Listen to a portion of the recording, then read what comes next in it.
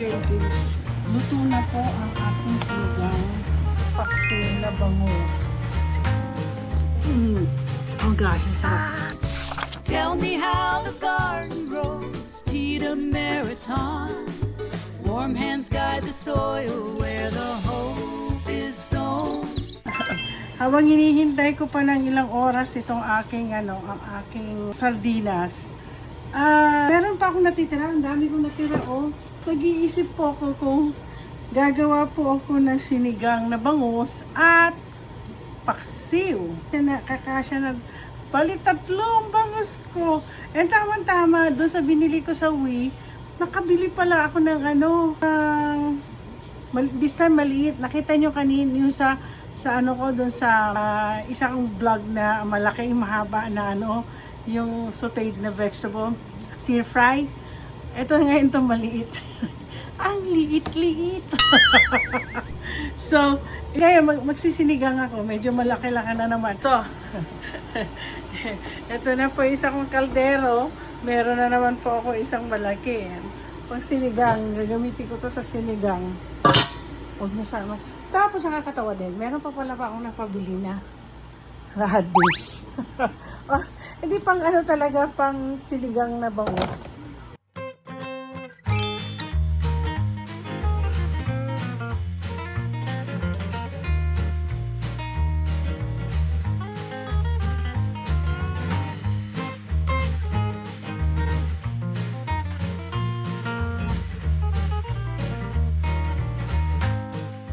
Okay guys, so ito siguro ko sisigang mo na lang siya.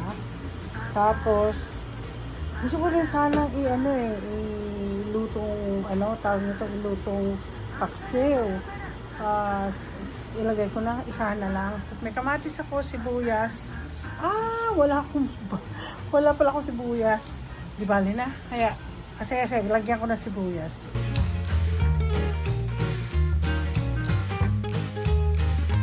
Okay guys, habang ako gagawa ng sinigang, meron po akong maliit lang sa isang pot, siguro ito ang dinner ko. Gagawa po ako ng paksiw na bangus. Simple lang po ang aking ingredients dyan. Basta may suka ka, meron kang sibuyas, bawang, luya. Yan, lagyan mo ng yun na, tapos na. Masarap na yan ang aking pagkain ngayon. Magdadagdag pa kaya ako? Dagdag pa ako ng isa.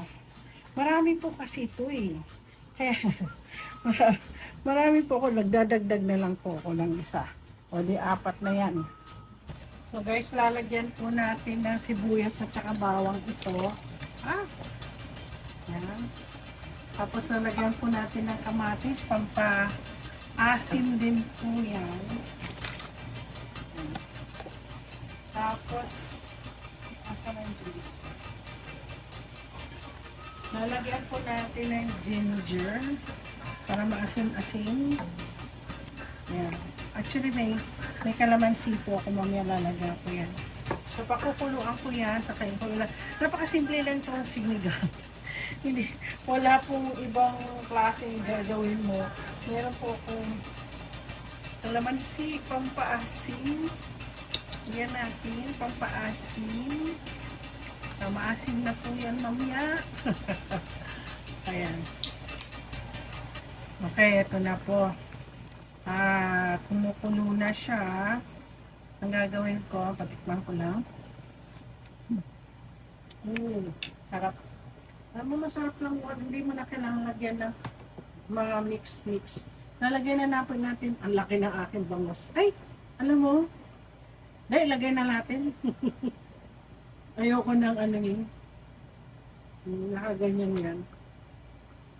Lagay na natin lahat. Masarap. At natatakam na tuloy ako kumain. Okay. Ayan, naluto. Lagay din siya. So ngayon, habang para hindi masyado madurog-durog, ilagay mo na. Ay, taray ko.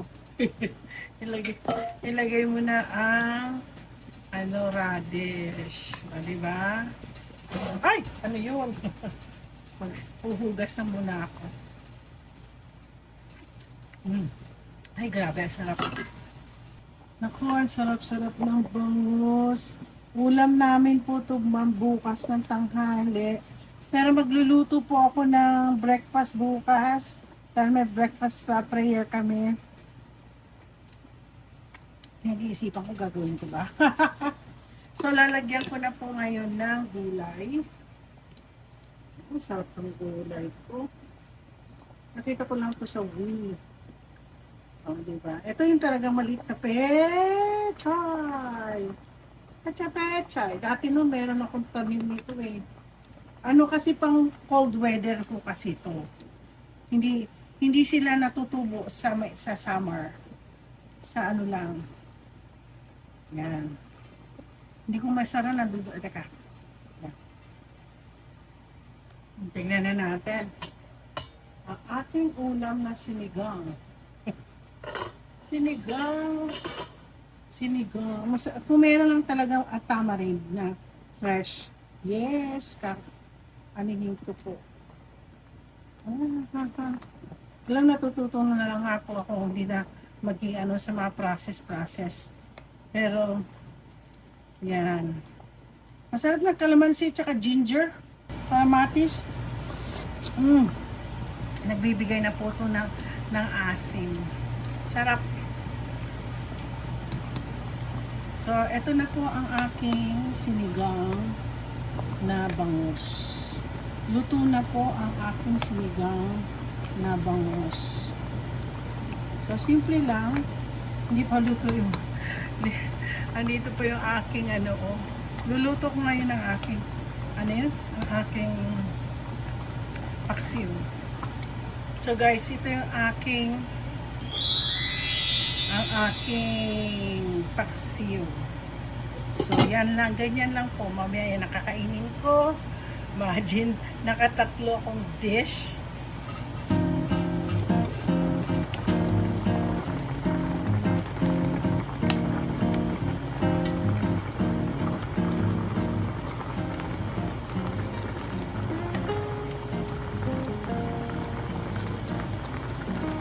Yan, sarap.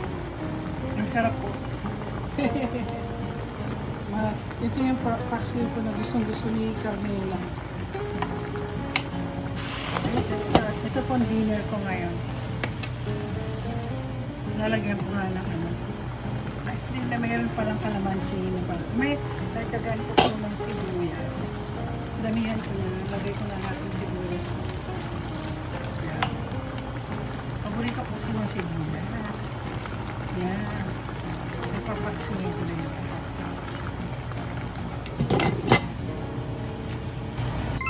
Okay, magdi-dinner na po ako. Ang dinner ko po ay sinigang na bangus. Ang sarap. Lalo na ako sa malamig na panahon dito. Bukas maswerte talaga yung akin. Blessed talaga yung mga staff ko. Masarap ang kanilang pagkain bukas. Oh gosh, ang sarap. Tapos, eto po tikman natin ang aking paksiw. Exciting. Yan po ang aking paksiw. Ako lang po kakain. Paborito ko rin po kasi yung paksiw. So, tikman natin na may rice ha.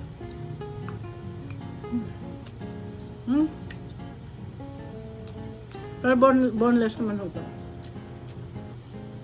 Ay, masarap. Masarap po. Naku, magugustuhan po ito ni Carmela. Tuwing ano kasi, ginagamit ko sa yung suka ng Nakano. Paborito ko talaga ang Nakano. So anyway, itong aking dalawang dish na kinakain ngayon, itong aking vlog. Ang dami. Alam mo, minsan po, pag may bagay-bagay na sobra, mag-iisip ka kung anong gagawin mo sa isang hindi mo kasi ako talaga nagtatapon. Pero ngayon hindi na po. Pero hindi, sayang din, ang dami ko ang dami kong bangus. Nasobrahan po ang aking order. Akala ko lang kasi maliit siya. So anyway, yung bangus, yung tawag nito, yung aking sardinas nandoon pa, hindi pa po siya luto, mga 1 oras pa. Alam niyo kung bakit ayoko po ng pressure cooker. Kasi 1 oras oo. Ako kasi pag nagluluto, kahit matagal, slow cooking po. Matagal po siya. Doon ko kasi yung lasa. All the more matagal yung luto, yung lasa talaga po, nagiging malasa talaga.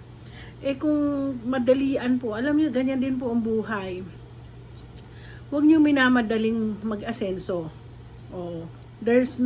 Sinabi nga ng sister ko kanina, no shortcut sa tagumpay, yung yumaman or what. Kasi all the more po, sinasabi ko nga po sa inyo, kung nagmamadali po kayo na gusto nyo mayumaman, napapalpak po kayo. So slowly but surely, and let God give you the right time. Oo. Ako nga po, ilang taon din po bago ko, hanggang sa naranasan ko na itong ganito, nakakapag-travel po ako. So, eto, may sarili pong bahay, ganun, magre-retire na po ako, secured na po ako. So, anyway, eto po, kaya nga itong aking na naman po sa inyo, slowly but surely. Just don't just rush. So anyway, yung ganun po ang aking sana maganda yung aking aking sardinas. Okay po, salamat po sa inyo. At don't forget to like and subscribe.